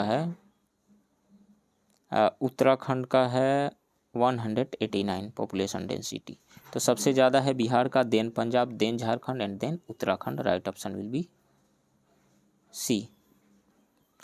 next question, under whom has the Atal innovation mission been established? NITI Aayog. Right option will be C. Atal Innovation Mission is a very popular program of Niti Aayog for which Atal Tinkering Laboratories has been selected in a school across the country to promote innovation through laboratories and Atal incubation centers. Next question, a constitution bench can be constituted. A constitution bench is a bench of the Supreme Court consisting of 5 or more judges in the matter of interpretation of the Constitution under Article 145 Clause 3. Yes. When the opinion of the Supreme Court is sought by the President under Article 143. Yes, this option is also true. When a 2-judge bench and later a 3-judge bench give conflicting decisions on the same issue. Yes, this option is also true. Select the correct answer from the following. 1, 2, 3. 1, 2, 3. None of the above. Right option will be E. Next question, which of the following provision of the constitution can be amended by a simple majority of the parliament? तो simple majority का क्या मतलब होता है? Simple majority का मतलब होता है हाउस के प्रेजेंट एंड वोटिंग मेंबर का more then 50%। So 6th schedule administration of tribal areas को अमेंड किया जा सकता है सिंपल मेजोरिटी से। Removal of deputy chairman in the Rajya Sabha, ये सिंपल मेजोरिटी से नहीं रिमूव किया जा सकता है, ये रिमूव्ड होते हैं एक इफेक्टिव मेजोरिटी से। Election of president and representation of states in the parliament, इन दोनों को अमेंड करने के लिए एक तो पहली बात है स्पेशल मेजोरिटी चाहिए, और दूसरी बात यह है कि एटलीस्ट 50% स्टेट्स का रेटिफिकेशन भी चाहिए। सो right option will be A, which of the following provision of the constitution can be amended bye a simple majority of the parliament.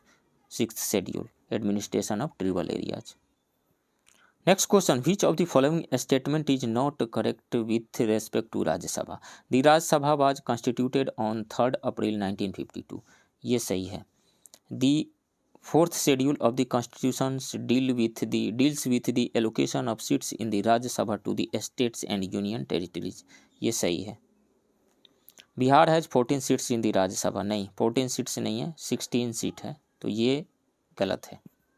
Only 3 union territories have representation in the Rajya Sabha. कौन कौन से union territories हैं वो? Delhi, Puducherry and Jammu and Kashmir. तो ये statement सही है। गलत कौन सा है इसमें? गलत सी है। Which of the following statements is not correct? तो right option will be C. Next question, what should be the minimum number of proposers and seconders for the election of the president? 50 proposers and 50 seconders. Right option will be B. ये rule जो है 1974 से ही चला आ रहा है। Right option B होगा। Next question, in which case the question of supremacy between fundamental rights and directive principle of state policy was raised for the first time in Champakam Dorairajan versus state of Madras 1951? Right option will be A. In the Champakam Doraisen versus Madras State case, the Supreme Court held that the fundamental rights are primary and the directive principle are subsidiary, hence the fundamental rights are supreme. Next question, who appoints a special officer for linguistic minorities under Article 350B? The 7th Constitutional Amendment Act of 1956 added Article 350B to Part 17 of the Constitution. Under this, the President appoints a special officer for linguistic minorities. So, right option will be A, President. Next question, who called the Constituent Assembly a body of Hindus? Lord Viscount. Right option will be C. Next question, in which article of directive principle of state policy it is mentioned that the state should conduct its policy in such a way that there is no harmful concentration of wealth and means of production? Article 39C. Right option will be C. Article 31A में क्या दिया हुआ है? Citizens men and women equally have the right to have adequate means of livelihood. Article 39B में क्या दिया हुआ है? ये दिया हुआ है कि the ownership and control of the material resources of the community are so distributed as to best serve the common good. Article 39C में क्या दिया गया है? The operation of the economic system should be in such a way that there is no centralisation of wealth and means of production. Article 39D में क्या दिया हुआ है? इसमें दिया हुआ है there should be equal pay for equal work for both men and women. Next question, which of the following committee recommended that a candidate should not be allowed to contest from more than 2 constituencies? तो यदि तीनों committees को देखें, Tarkunde committee, Dinesh Goswami committee, Indrajit committee, तो ये तीनों election reform से related committee है। ये चौथा जो है के संथानम कमिटी, ये है प्रिवेंशन ऑफ करप्शन से रिलेटेड ये कमेटी है और इसके रिकमेंडेशन के बेसिस पे 1964 में CVC यानी सेंट्रल विजिलेंस कमीशन इस्टेब्लिश हुआ था। और ये तीनों जो इलेक्शन रिफॉर्म कमेटी जो है, इलेक्शन रिफॉर्म से संबंधित जो कमेटी है, उसमें से दिनेश गोस्वामी कमेटी ने सजेस्ट किया था कि a candidate should not be allowed to contest from more than 2 constituencies. So right option will be B.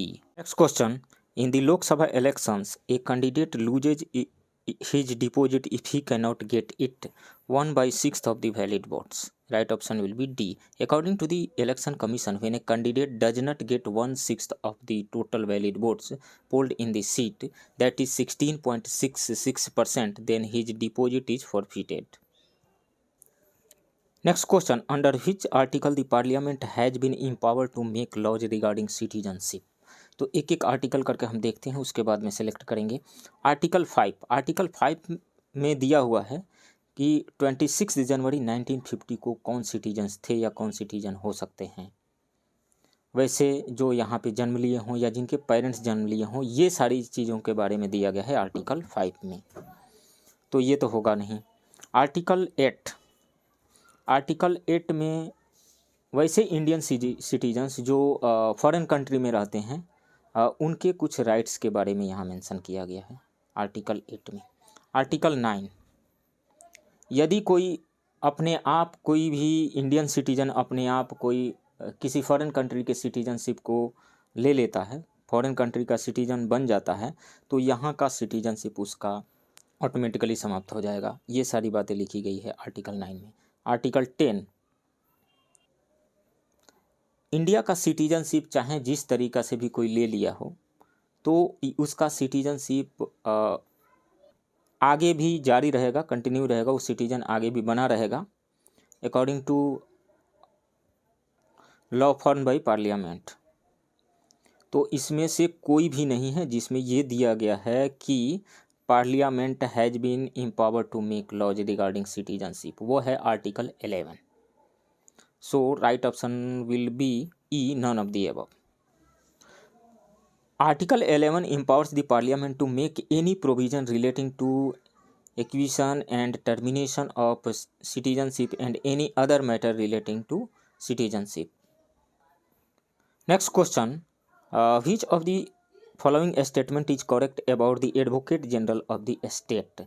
The tenure of the Advocate General has not been fixed by the Constitution. ये सही है. His salary and allowances are determined by the state legislature. No. Article 165 of the Constitution of India provides for the Advocate General of the state. He is appointed by the Governor of the state. His salary and allowances are described by the Governor. He gets all the privileges that a member of the legislature gets. Yes, ये सही है. तो इसमें से 1 and 3 सही है. Right option will be C. Next question, Article 243I of the Indian Constitution is related to Constitution of Finance Commission for Financial Review of Panchayats. Right option will be B. In Article 243I, there is a provision for Constitution of Finance Commission to review the financial status of panchayats. The legislature of the state may by law provide for the composition of the commission, the qualification and the manner in which they shall be selected. Next question, when was the no confidence motion brought in the Lok Sabha against the central government for the first time in India? When an opposition party in the Lok Sabha feels that the government does not have a majority or has lost the confidence of the government in the House, it moves a no confidence motion. For the first time in the history of the Indian Parliament, in August 1963, J.B. Kriplani moved a no confidence motion. Then only 62 votes were cast in favor of this proposal and 347 votes were cast against the then Prime Minister Jawaharlal Nehru's government. So right option will be C, 1963. Next question, who among the following was the first finance minister of independent India? Liaquat Ali जो थे वो interim government में finance minister थे, तो ये तो होगा नहीं. जॉन मथाई जो थे first railway and transport minister of independent India, तो ये होगा नहीं. सरदार बलदेव सिंह डिफेंस मिनिस्टर थे. R.K. शनमुखम सेठी ये जो थे ये फाइनेंस मिनिस्टर थे. Right option will be D. Next question, match the following. Tabaqat e Nasiri के राइटर हैं मिनहाज उ सिराज 1 का बी होगा. तारीक़ फिरोज शाही के राइटर जियाउद्दीन बर्नी 2 का सी. तुजू के बाबरी के राइटर बाबर 3 का ए. अफसाना ए शाही इसके जो राइटर हैं शेख कबीर, तो 4 का डी हो जाएगा. तो कौन सा आ रहा है यहाँ पे? B C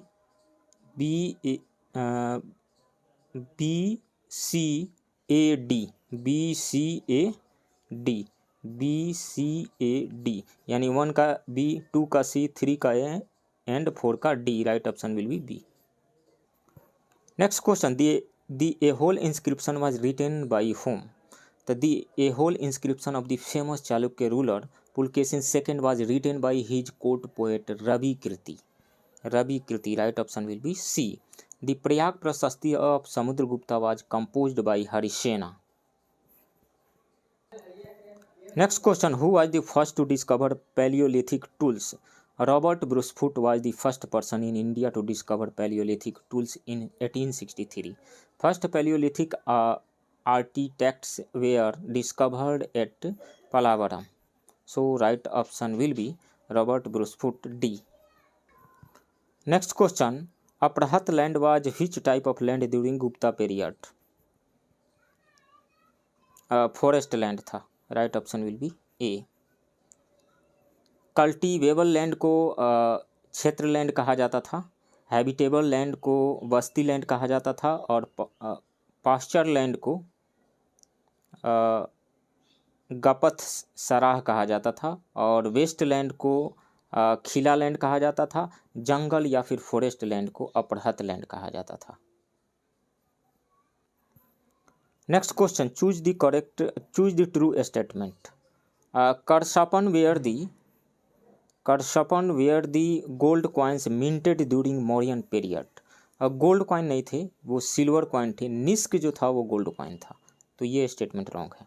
lotus and bull are related to the birth of Buddha, yes ये करेक्ट है। The compilation of 12 Angas was done in the second Jaina council. Second Jaina council में तो नहीं, फर्स्ट जैना काउंसिल में ये कंपाइल हुआ था। The compilation of 12 Angas of Jain literature and division into 2 sects were done during first Jain council at Pataliputra. तो ये भी गलत है। सही कौन सा है? सिर्फ 2 है, only 2। So right option will be E, none of the above. Next question, which pair had the longest and shortest reign during Delhi Sultanat. तो देख लेते हैं कब इनका टेन्योर कब से कब तक रहा। तो यदि ममलुक डायनेस्टी की बात करें, एम से मैं लिखता हूँ, ममलुक डायनेस्टी एम, इनका जो टेन्योर रहा 1206 से लेकर के 1290 तक रहा। और खिलजी का, के एच में लिख रहा हूँ, खिलजी डायनेस्टी का टेन्योर रहा 1290 से 1320 तक। उसके बाद में तुगलक, टी लिख रहा हूँ, तुगलक का रहा 1320 से लेकर के 1414 तक। उसके बाद में सैयद डायनेस्टी का टेन्योर रहा 1414 से लेकर के 1526 तक। उसके बाद में लोधी डायनेस्टी का जो टेन्योर रहा वो 1451 से लेकर के 1526 तक। अब सब्ट्रैक्ट करके हम देखते हैं कि किनका टेन्योर कितने ईयर्स का रहा। तो इस तरीक़ा से हम देखते हैं कि 1290 में से 1206 को हम सब्ट्रैक्ट करते हैं तो आता है लगभग 84 ईयर्स। तो मतलब ममलुक डायनेस्टी जो है वो 84 ईयर्स तक शासन किया। उसके बाद में खिलजी डायनेस्टी 1320 में से 1290 को सब्ट्रैक्ट करते हैं तो लगभग 30 ईयर्स आता है। उसके बाद तुगलक का 1414 में से 1320 को सब्ट्रैक्ट करते हैं तो ये आता है 94। और उसके बाद में सैयद का जो टेन्योर रहा 1414 से लेकर 1451 तक 1451 में से 1414 को सब्ट्रैक्ट करते हैं तो लगभग 37 ईयर्स आता है। उसके बाद में लोधी डायनेस्टी का 1526 में से 1451 को सब्ट्रैक्ट करते हैं तो अप्रॉक्स 75 आता है। तो सबसे ज़्यादा शासनकाल जो रहा किनका रहा? तुगलक डायनेस्टी का रहा 94 ईयर्स। और सबसे शॉर्टेस्ट रहा किसका? खिलजी डायनेस्टी का 30 ईयर्स। तो तुगलक एंड खिलजी किस में दिया गया है? सी में दिया गया है। So right option will be C. Next question, when was the battle of Chanderi fought. The Battle of Chanderi was fought between Babur and Medini Rai on 29th June 1528, in which Babur was victorious. So right option will be 29th June 1528 B. Next question, match the following. Awadh, Saadat Khan जो है वो अवध से related है, सादत खान अवध से related है। So 1 का B हो जाएगा। चिनकिलीज खां या फिर निजामुल मुल्क जो है हैदराबाद से है।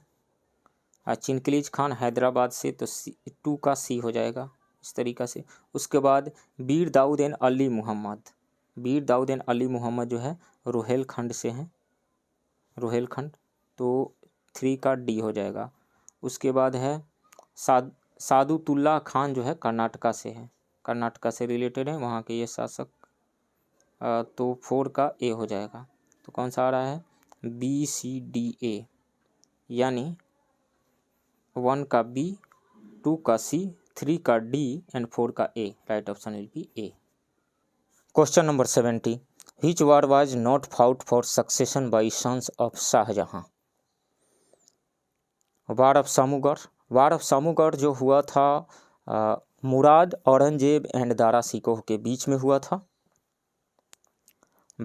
बैटल ऑफ खजूहा ये औरंगजेब और शाह शुजा के बीच में हुआ था। बैटल ऑफ धर्मत ये मुराद, औरंगजेब और रॉयल आर्मी के बीच में हुआ था।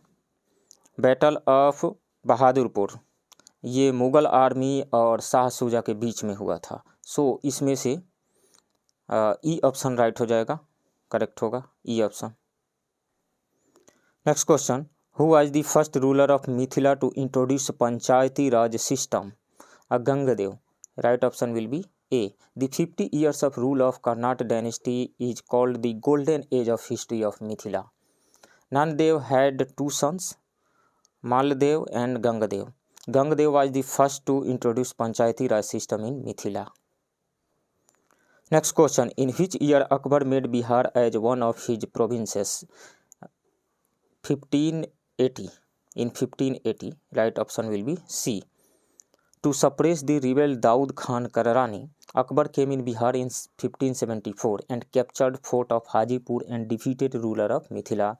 He gave Bihar a status of a province in 1580. Next question. Where did the English establish their first factory in Bihar? The British established their first factory in 1620 in Alamganj, but it was closed in 1621. The Dutch established their first factory in 1632 in the northern building of Patna College. So, right option will be B. Alamganj. Next question. Which regiment did not participate in the revolt of 1857 in Danapur? तो 7th regiment, 8th regiment and 40th regiment, इन तीनों ने विद्रोह करके वीर कुंवर सिंह से हाथ मिला लिया। और ये जो है 18th regiment and 24th regiment ये ब्रिटिशर्स की तरफ से लड़े, और ये 7th एंड 8th जो है वो वीर कुंवर सिंह के साथ मिल करके इंडिया की तरफ से लड़े। So right option will be E. Next question. When did the British published in their gazette about separation of Bihar from Bengal? On 22nd March 1912, British government published in their gazette about separation of Bihar from Bengal. Upon this basis, CM of Bihar Nitish Kumar started celebrating 22nd March as Bihar Divas from 2010. So right option will be D. 22nd March 1912. Next question. Living Planet report is issued by which organization? Both Worldwide Fund of Nature and Zoological Society of London. So right option will be E. More than one. The Living Planet report is published jointly by two organizations, the Worldwide Fund for Nature and the Zoological Society of London, in relation to the number of different types of animals in the world. The latest Living Planet report for the year 2022 was released worldwide on 5th October 2022. According to this latest report, during the period 1970 to 2018, a decline of 69% has been registered in the number of animals on the earth. Next question. Which state or team has won the maximum number of gold medals in the 36th National Games? Army. Right option will be D. Army को total 61 gold medal मिले, 35 silver medal and 32 bronze medal. Total medals जो मिले वो मिले 128। महाराष्ट्र को 39 gold medal, silver 38 and bronze 63, total 140 medals. Haryana को 38 gold, 38 silver and 40 bronze, total 116। यदि total medals की बात करें तो महाराष्ट्र को सबसे ज़्यादा मेडल मिले 140, लेकिन गोल्ड की यदि बात करें तो सबसे ज़्यादा गोल्ड मेडल मिला आर्मी को। So right option will be D. Next question. At which airport the latest business jet terminal in India and the country's first charter gateway was inaugurated in December 2022? Kerala CM P. Bijan inaugurated the country's first charter gateway business jet terminal at Cochin International Airport Limited on December 10, 2022. So right option will be Cochin International Airport A. Next question. Where has India's first drone skilling and training virtual e-learning platform been inaugurated? Union Information and Broadcasting Minister Anurag Thakur inaugurated the country's first drone skilling and training virtual e-learning platform in Chennai. So right option will be B. Chennai. Next question. Dina Bolaute has assumed the office as the first woman president of which country? Peru. Right option will be C. Peru's President Pedro Castillo has been impeached in his place. Vice President Dina Boluarte has been sworn in as president on December 7, 2022. Dina Boluarte is the country's first female president. Next question, what is the name of that Indian radio telescope which provided astronomers with clues about the nature of the galaxies around the universe? Saras 3. Saras 3. Right option will be B. Recently, India's Saras 3 radio telescope has provided astronomers with clues about the nature of the early stars and galaxies in the universe. The Saras 3 radio telescope, invented and built by RRI astronomers, is the first telescope in the world to reach the required sensitivity.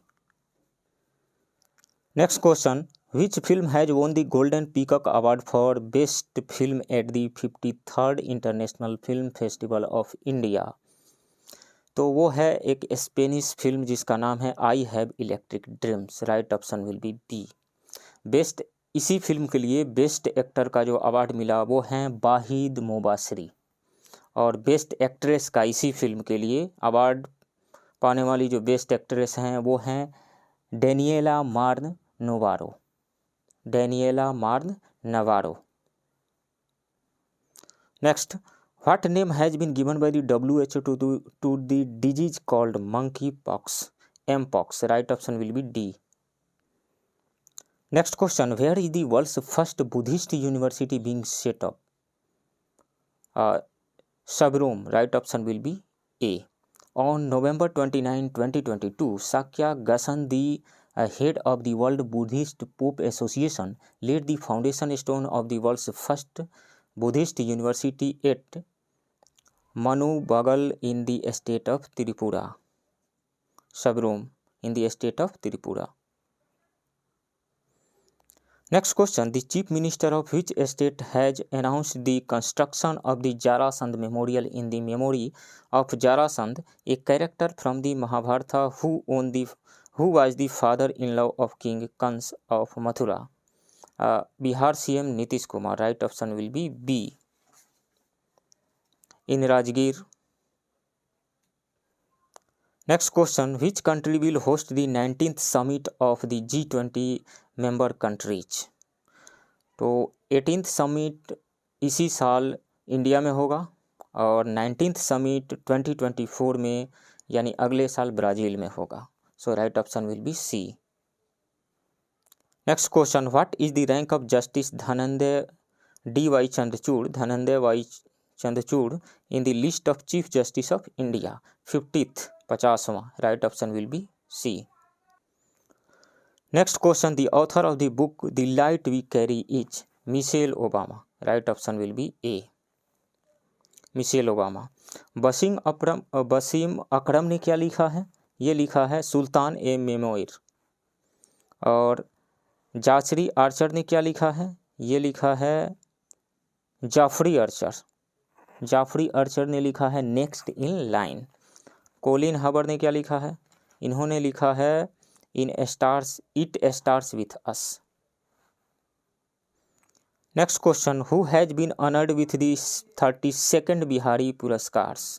तो 2021 का 31st Bihari पुरस्कार मिला मधु काकड़िया को, और 2022 का 32nd Bihari पुरस्कार मिला है माधव होडा को. So right option will be ए. मधु काकड़िया को 31st 2021 का बिहारी पुरस्कार मिला है और इनको 32nd 2022 का बिहारी पुरस्कार मिला है.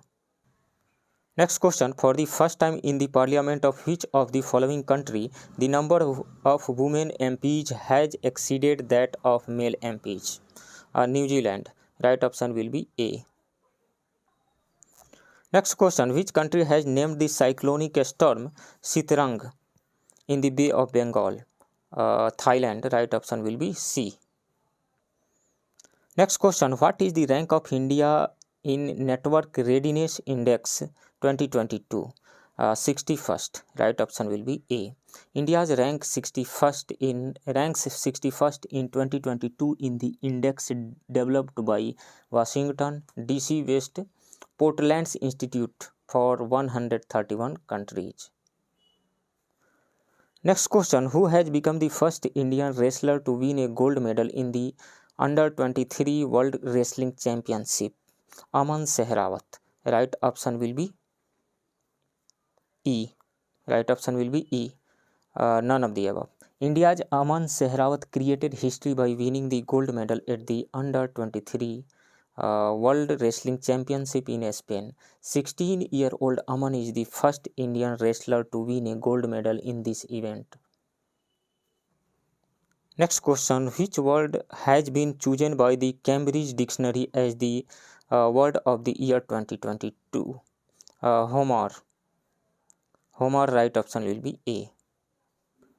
Next question, who has become the first woman skydiver of the Indian Army? Lance Naik Manju. Lance Naik Manju, right option will be B.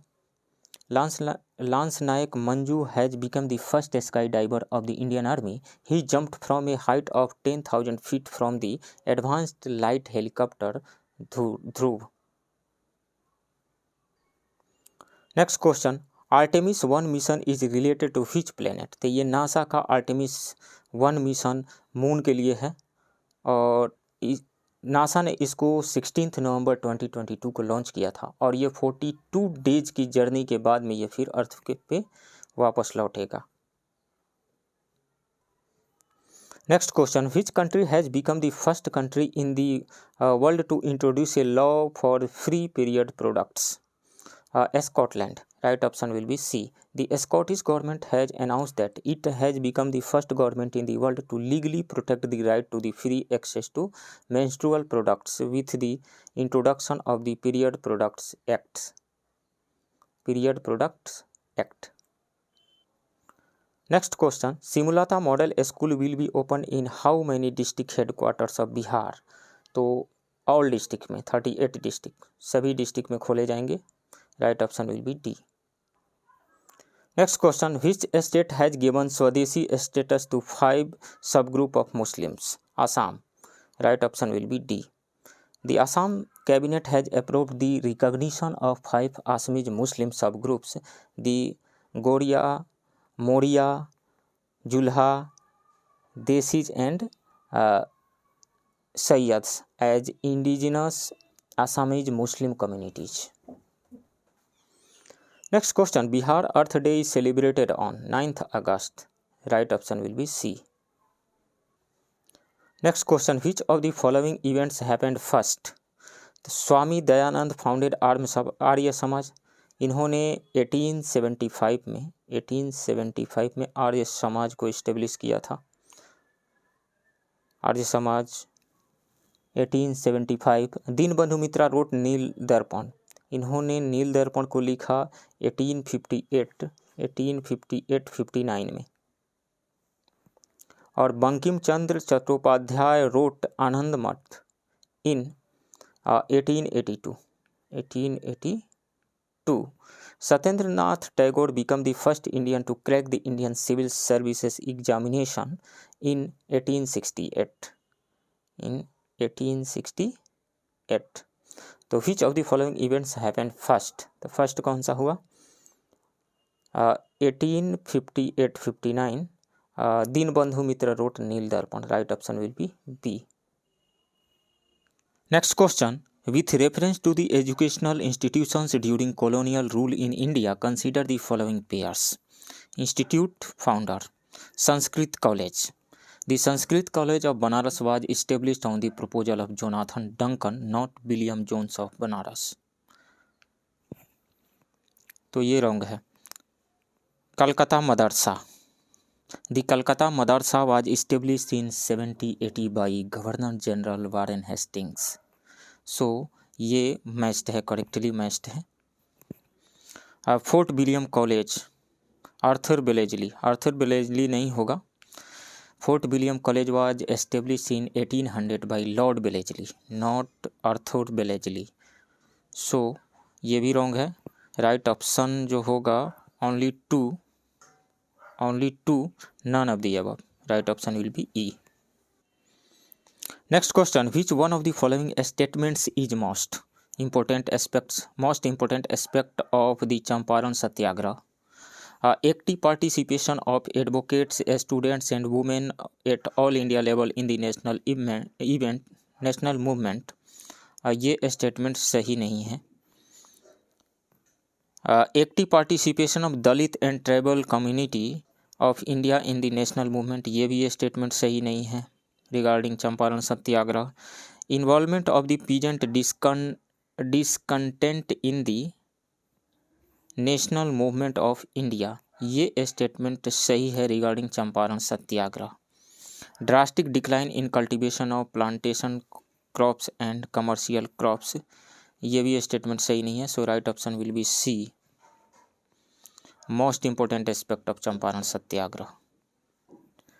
Next question, which English officer defeated the Portuguese at Swally? Thomas Best. Right option will be B. Thomas Best, with the aim of reducing Portuguese influence in the Mughal court and increasing British influence, the East India Company defeated the Portuguese in the Battle of Swali in the year 1612 and 1614. Next question, which Indian leader participated in the first round table conference in London? The first RTC में जो 1930 में organise हुआ था उसमें कांग्रेस तो participate की नहीं थी. जो अदर जो लीडर्स पार्टिसिपेट किए हुए थे वो थे मोहम्मद अली जिना, आगा खान, जिना मुस्फी फजलुल हक, मुंजे, जयकर सप्रू, चिंतामणि, श्रीनिवास शास्त्री, ये लोग पार्टिसिपेट किए थे, शामिल हुए थे इसमें.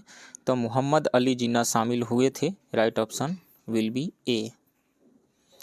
मौलाना अबुल कलाम आज़ाद फर्स्ट आरटीसी में शामिल नहीं हुए थे. महात्मा गांधी भी नहीं हुए थे. पंडित जवाहरलाल नेहरू भी नहीं हुए थे. Next question, Ho rebellion took place in 1820-21. Right option will be C. The Ho tribe in the Chota Nagpur region revolted during 1820-21. He did this rebellion against his king Jagannath Singh and the company government.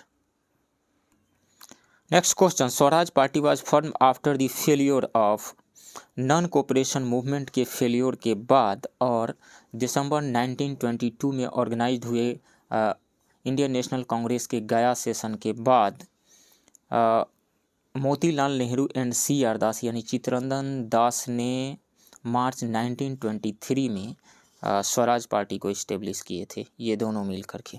So right option will be A. Next, who among the following was not among the moderates?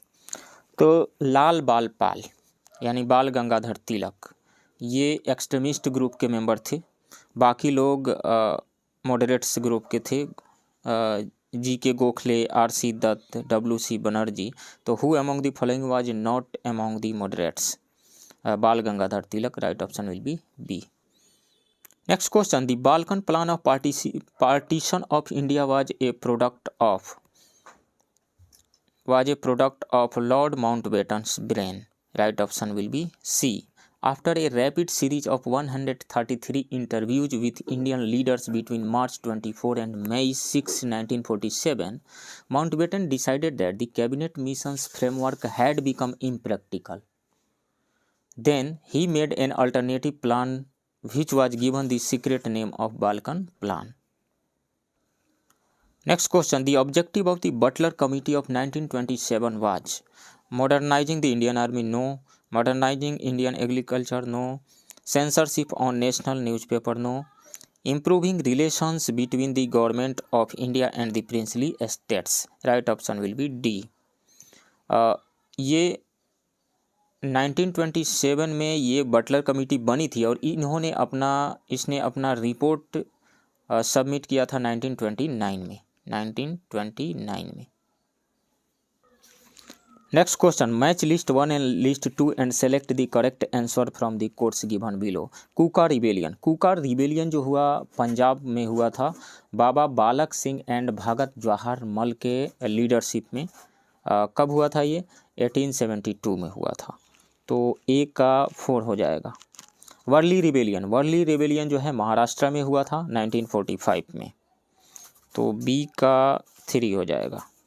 Santhal rebellion कब हुआ था? Santhal rebellion 1855 में, बिहार झारखंड, बिहार में उस समय की, बिहार झारखंड छोटा Nagpur. Santhal rebellion कब? 1855। तेभागा पीजेंट स्ट्रगल कब हुआ था?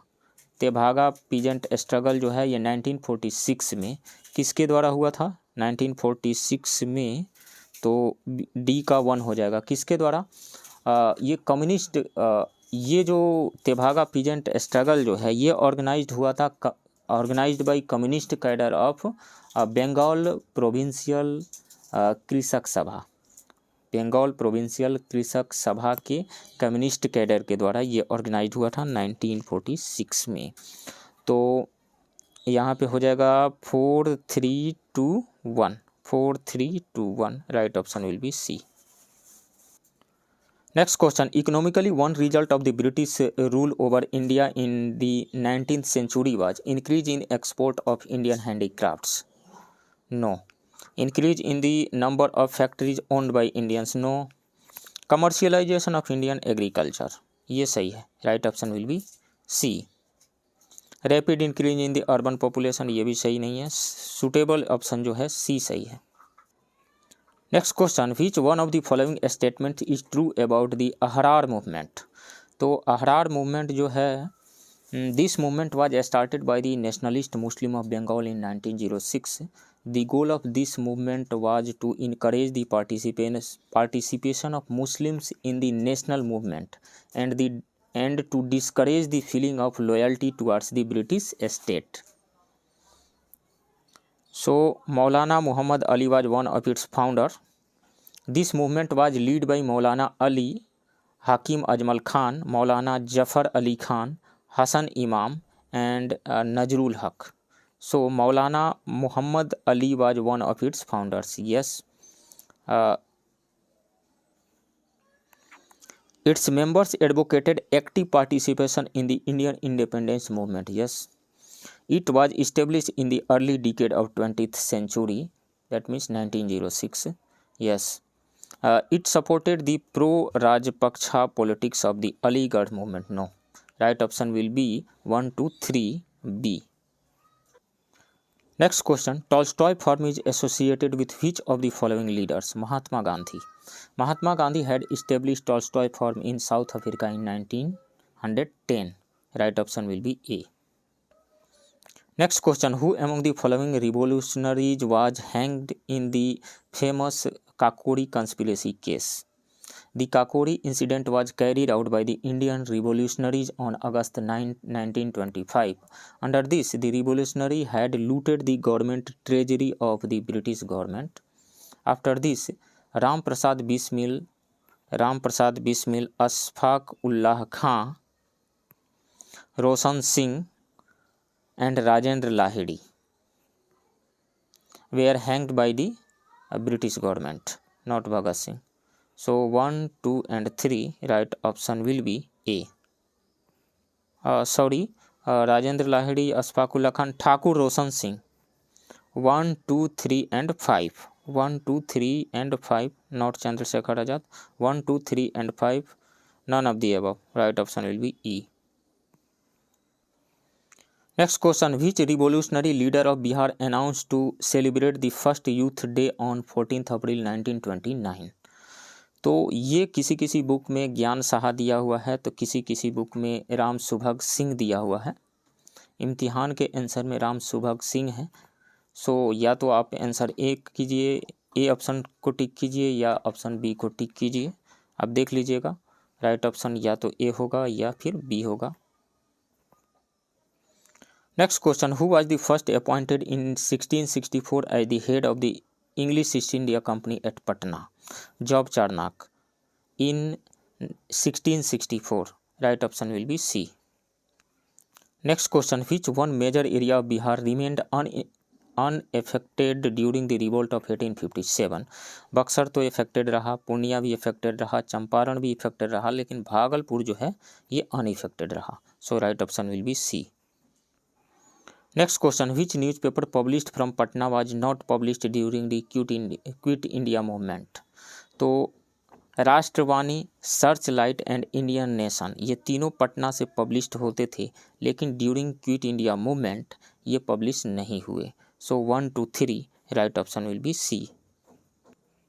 Next question, who lead the boycott of celebrations on the arrival of the prince of Wales in Bihar in 1921? Sarla Devi, right option will be B. Next question, the southernmost point of India is situated on which island of the Andaman and Nicobar Islands? Great Nicobar, right option will be D. Indira Point is the southernmost point of India. It is situated on the Great Nicobar Island. Earlier its name was Pygmalion Point. और northern most point कौन सा है? Indira call, ये है Jammu and Kashmir में। Next question, what is karewa? तो करेवा एक प्रकार की सॉइल है, जम्मू कश्मीर में पाई जाती है और ये सेफ्रॉन कल्टीवेशन के लिए फेमस है। तो ये type of soil, right option will be D. Next question, on which plateau is the black soil area mainly located in India? Chota Nagpur plateau no, Malwa plateau no, Maikal plateau no, Deccan plateau. Deccan plateau located in Maharashtra. It is made of volcanic basalt rocks. This is a black soil area. Next question, Chenab is the largest tributary of Indus. It is formed by the meeting of the which two rivers? तो हिमाचल प्रदेश से originate करने वाली दो river Chandra and भागा से मिल करके बनती है Chenab. So right option will be A. Next question, the eastern coast of peninsular India receives maximum rainfall of the year in the months of October and November. Which of the following is associated with the widespread rainfall of this season? This rainfall is related to the cyclonic storm arising from the Bay of Bengal. So right option will be C, cyclonic storm. Next question, according to the India State of Forest Report 2021, what is the forest percentage in India? According to the India Forest Status Report 2021, India's forest area is now 7,13,789 square kilometer, 7,13,789 square kilometer. It is 21.71% of the geographical area of the country. 21.71%, right option will be B. Next question, in which state is the Ranipur tiger reserve located? तो Ranipur tiger reserve को tiger reserve का status 2022 में ही मिला और ये उत्तर प्रदेश में है। ये उत्तर प्रदेश का 4th टाइगर रिजर्व है और कंट्री का 53rd टाइगर रिजर्व है। Right option will be D. Next question, which of the following is the correct order in ascending order of states with highest literacy as per census 2011 report? तो highest literacy Kerala का है, वो है 94%। उसके बाद मिजोरम है 91.13%, 91.3% मिजोरम है। उसके बाद में है गोवा 88.7%। तो मिजोरम, उससे नीचे है गोवा। मिजोरम का लिटरेसी रेट है 91.3%, गोवा का है 88.7%। उसके बाद है त्रिपुरा का है 87.2%। एंड हिमाचल प्रदेश उसके बाद है, हिमाचल प्रदेश का है 82.8%। तो सबसे कम किसका हो गया जो दिया गया है उसमें? हिमाचल प्रदेश, उसके बाद त्रिपुरा, हिमाचल प्रदेश, उसके बाद Tripura, then Goa, then Mizoram. So right option will be A. Next question, in which state is the Girna project located? तो ये महाराष्ट्र के गिरना रिवर पे ये गिरना प्रोजेक्ट है। Right option will be D. Next question, select the odd one out from the following. Fertiliser plant Alwaye में है, ये सही है। इलेक्ट्रिकल गुड्स रामचंद्रपुरम में है, इलेक्ट्रिकल गुड्स से रिलेटेड फैक्ट्री, ये सही है। जूट इंडस्ट्री दरभंगा में नहीं है, जूट का प्रोडक्शन ऐसे तो वेस्ट बंगाल में, और वेस्ट बंगाल से सटे हुए जो डिस्ट्रिक्ट है, जैसे नॉर्थ ईस्ट के जो डिस्ट्रिक्ट है, बिहार के नॉर्थ ईस्ट के जो डिस्ट्रिक्ट है, वहाँ पे जूट का प्रोडक्शन होता है, तो उधर ही जूट की इंडस्ट्री होगी। दरभंगा तो नहीं होगा, पूर्णिया वगैरह होगा, तो ये गलत है। फार्माक्यूटिकल मैन्युफैक्चरिंग जो है पिमरी में है, ये सही है। गलत कौन सा है? राइट ऑप्शन सी होगा। Next question, in which country is the दस्त ए लूट डेजर्ट लोकेटेड? तो दस्त ए लूट डेजर्ट जो है वो है ईस्टर्न ईरान में है, और यहीं पे दस्त एक कबीर नाम का भी एक डेजर्ट है। So right option will be C. Somali में क्या है? सोमाली में जो है वो है सोमाली डेजर्ट, और चाइना में Taklamakan. Next question, inselberg is a landform form by which process? Wind. Right option will be A. देखिए डेजर्ट एरिया में जो दो तरह के रॉक्स हैं, एक तो हार्ड रॉक्स हैं और एक सॉफ्ट रॉक है। तो जो विंड डेजर्ट एरिया में चलती है वो सॉफ्ट रॉक्स को तो इरोजन करके उड़ा ले जाती है, उड़ा करके दूर कर देती है। बाकी जो हार्ड रॉक्स बच जाता है, हार्ड रॉक्स के जो स्टैंडिंग फॉर्म जो बच जाता है, उसी को कहा जाता है inselberg. Next question, by what name are the tropical cyclones running in the Philippines island known? तो फिलीपींस आइलैंड में जो ट्रॉपिकल साइक्लोन्स आते हैं वो कहलाते हैं baguio. Right option will be B. और ये बुरान क्या है? बुरान जो है ये सेंट्रल एशिया एंड रसिया में चलने वाली जो विंड, बुरान जो है रसिया एंड सेंट्रल एशिया में चलने वाली विंड है। और मैस्ट्रो क्या है? मैस्ट्रो जो है मेडिटेरेनियन रीजन में चलने वाली ये विंड है, maestro. Next question, which type of rainfall usually occur in the equatorial region? Convectional rain. Right option will be C. Convective type of rainfall occurs in the equatorial region or the cool belt. Convectional rainfall occurs in the form of torrents and it receives more rainfall in less time. This rain is accompanied by the lightning and thunder. Next question, match list 1 and list 2 and select the correct answer from the quotes given below. Detroit किसके लिए famous है? Detroit motor and aircraft industries के लिए famous है, सो ए का 4 हो जाएगा। Osaka किसके लिए फेमस है? ओसाका कॉटन टेक्सटाइल इंडस्ट्री के लिए फेमस है, तो बी का 2 हो जाएगा। कोपेनहेगन जो है ये डेयरी इंडस्ट्री के लिए फेमस है, कोपेनहेगन, तो सी का 1 हो जाएगा। शेफील्ड जो है ये नाइफ इंडस्ट्री के लिए फेमस है, तो डी का 3 हो जाएगा।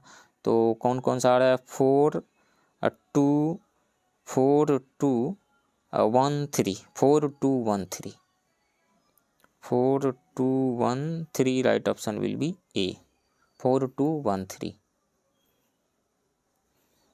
Next question, in which district are the Vindhyan group of rocks found in Bihar? तो in Bihar the rocks of Vindhyan group are found in Rohtas and Kaimur district, Rohtas and Kaimur district, so C and D. Right option will be E, more than 1. In these rocks, limestone is required for the cement industry and pyrite is found for the manufacture of sulfur. Next question, which of the following is an old alluvial soil? Balsundri soil. Right option will be C. Balsundri soil is an old alluvial soil. It contains more than 30% lime. The nature of the soil is alkaline and the color is light brown or white.